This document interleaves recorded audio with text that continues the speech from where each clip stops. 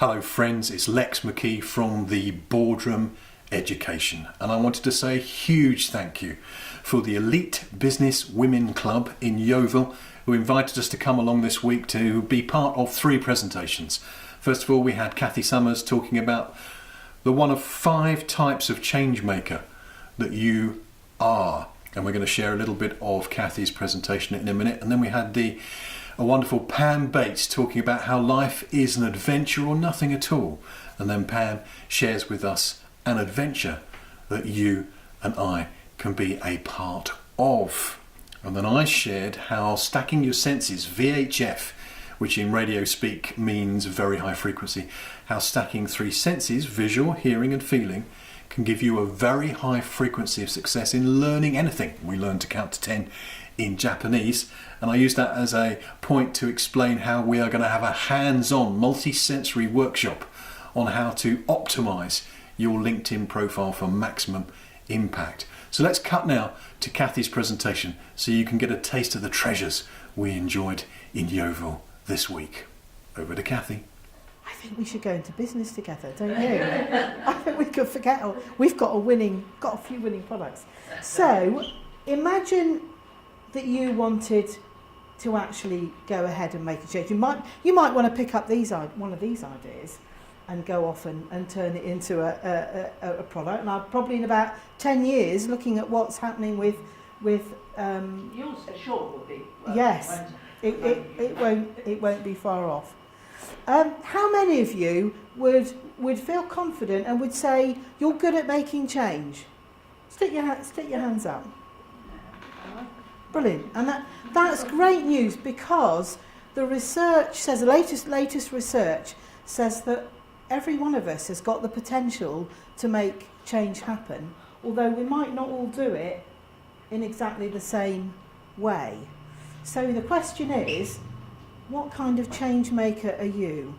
So this is some fairly recent research done by a couple of professors, and this was done surveying a lot of companies at all levels in all types of organisations, and what they discovered is there appear to be 5 types of change maker, and we instinctively will have a preference to be one of those kind of types. So it's a preference, doesn't mean you can't do the others. So what we've absolutely heard in the room today, and I guess it's what I was asking to do, is the game changers who come up with the mad ideas, the ones that completely left field, and they turn out to be really, they might turn out to be really popular, but they come up with really original, innovative ideas. And then we've got the polishers, who want to just refine it, make it just right, make it good enough to go out. And then we've got the strategists, who are the ones who think, well, hang on, let's think of the bigger picture here. Let's have a game plan, a campaign plan, and let's have a roadmap about how we're going to make this happen. You've got the implementers who say, I don't care what the change is, just give me something to do. Just let me at it. I just want to do something. And then we've got the playmakers, who are good at orchestrating people. So they're good at getting the best out of all of those. So as you look at that, you might find that you feel drawn to one of those more than the other. Again, it's a preference. It's not. We can do more than one. So what's interesting about this research, and it was borne out. So one of the 2 chaps who came up with this was asked to go and work with a telecoms company, and they had invested quite a lot of money in putting together this little cell of people with huge brains and lots of ideas. The point being, they were supposed to come up with some really good new products. So they were the kind of people who were right at the forefront of innovation, cutting edge ideas. They knew all of that. They would come up with lots of really good products, and then that would obviously make the company more money. About 6-8 months went by, and nothing was coming out of it. And so the boss asked this chap, Professor Mervyn, if he would take a look at it and see, can you throw any light on this? So he profiled, this is actually an assessment tool, so he profiled them. And he said, and this won't surprise you, can guess where this is going, don't you? He had an entire team of game changers. So he had a whole bunch of people who were coming up with some brilliant things. They thought they weren't, they were, but what they didn't have was anybody to think, right, let's look at the bigger picture and see how this fits into what the company's doing, so we can then make a case for the top team to then invest in it, etc. They hadn't got any polishers who go, it's not quite, you can't actually let this loose yet. Let me just tidy it up and let's just improve on it so that it will excite people. They certainly hadn't got any implementers. So they were doing a lot of brilliant idea generation, but nobody was doing anything beyond that. So nothing was coming out. And they hadn't got any playmakers who'd go, do you know what? You're all game changers. What we need is some strategists and some implementers. And once they realised that, they were able to start working out how they could use their other talents. So a bit like you said, Pam, well, yes, I am a game changer, but do you know what? I'd be quite happy to polish this up a bit. Or actually, I'd be quite happy to take on some implementing. And how they could balance the team out. So they're all important. All of those different types are important. And I know if you're running your own business, as Pam said, you haven't always got the luxury of being able to say, right, well, just bring me in the whole team of all the ones I want. And so you might have to look at how else you could do it. So I've got, to finish, I've got 3 tips for you. So the first is, if you're somebody that wants to make changes, you want to make an impact, you want to make change happen, is know what kind of change maker you are and what you prefer to do, because that's most probably where you'll put your initial focus and energy. And there is a very good case for doing more of what you're good at.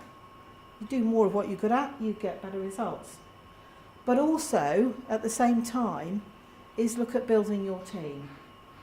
So work out who else you need to help make that happen.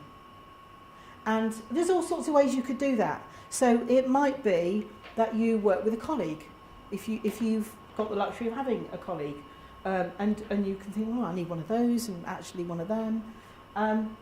If you haven't, you could maybe buddy up with somebody. So somebody in your network, you could buddy up with them. So somebody who complements your skills and your talents and your preferences. You could use a network like this and find some of those skills in there. So it might be, you might be outsourcing, you might work out some kind of quid pro quo partnership that will work for both of you. And of course you could go and get some professional help to complement what you do. So don't feel like you can't do it just because you haven't got lots of yous in the room. So those are 2 tips, and then my final tip comes from an out-and-out game changer that's sadly no longer with us, and that is, just go and be crazy. Just go for it. So I wish you lots of luck with whatever change you decide to go for, and I'd encourage you to write it down before you forget it or change your mind about it. And just to finish, so I'm Kathy Summers. I do coaching and workshops for leaders of change, business owners, for change makers, and for career changers. So thank you. Now, who should you speak to? Hopefully be greeted by someone, as we are here, as we are at the boardroom, greeted by a member, introduced to other people. It's a nice warm feeling and people feel that they want to be there. If not, find someone who's smiling and engaging and ask them about themselves, because everybody likes to talk about themselves. It's easy. So how can you contribute? Are we over? Thank you. I can read it up there now. Hopefully you'll be greeted by another. Have I done that bit? Yeah. One more, please. Thank you. Thank you. One more. That's it. Okay. So, ask yourself, are you engaging or boring? Use your phone to video yourself speaking or doing your 60-second presentation. Don't sell your business, sell yourself. And people will say, how can I do that? Think you're talking to someone that you really want to make friends with. And no one's going to see this unless it's great. Then you can put it on YouTube or whatever you like. But video yourself. Because a lot of people have little tics and say, I've no idea what I'm doing this morning. Because Absolutely is the favourite one. absolutely is my favourite one, is it? You're perfect. But also, I will never present wearing a skirt and blouse or jumper because I know that I do this all the time. So trousers, dress fine, can't go out and do presenting in a skirt. No idea why. I'm sure there's a Freudian something about that, but there you go. So, how to be a great networker. Ask yourself if you're engaging or boring. So, remember that one. How to make great relationships. Have meetings or catch-ups with people. That's where you make those great relationships. Come early to elite business. Come early and have chats. Meet more than one person at a time. Now, if you're in a BNI type group, you're not allowed to do that. You don't get the points. If you meet with more than one person, you get so much more because you interact with other people and other questions and answers pop out. Listen for personal requests, like, God, I really need a nice plumber. And that's a way of helping someone without being at work. And this is a really bad one. Ready there, Jen? Turn it over. The Great Escape. If you've ever been trapped by someone who isn't your cup of tea and trying the hard sell, here's the get out of jail free cards. So, Jenny, read that one for me, will you? Sorry, do you know where the toilets are? If she ever says that, she's trying to escape. For me, I'll say, oh, it's so nice to meet you. Can I introduce you to so-and-so? So you pass them away. No, you don't. You say the last Yeah, one. I give them to you. Really rude. Yeah, I usually say, I'm really sorry, but I've just spotted someone I need to catch up with. And but I'll come back to you later, and obviously I don't. So if you're ever networking, tell me off if I do that to you. I won't. Right, one more, please, I hope. Yay. Now, this is a sneaky one that I've sneaked in. So this is something we're doing. It's called can't even say it now. Women Mean Business and a Few Good Men. And it's a 2-course lunch, afternoon tea, and speakers that aren't speaking at us. It's on the sofa. It's like Graham Norton or who's the other one? Parkinson, depending how many's on there. I've got Judy James, the body language expert. Anyone heard of limbic thinking? Because she's going to cover a bit of that as well. And it's at St Mary's Stadium on the 11th of October, so quite a way. And there are tables of 10 that are 800 quid. So that some of the networking groups are getting together and everyone's obviously paying for their own ticket. So I'm really excited by it. I've been doing lots of teasers and it's been the best thing I've ever done. Because the first one I put up was kind of a moody picture and it said, are you invited? And all of my close associates kept phoning me or messaging me and saying, you have to tell me. I said, well, I'm not going to because I didn't announce the date, nothing. So I've been teasing and it's brilliant. And I love my job. I'm done. Thank you, Pam.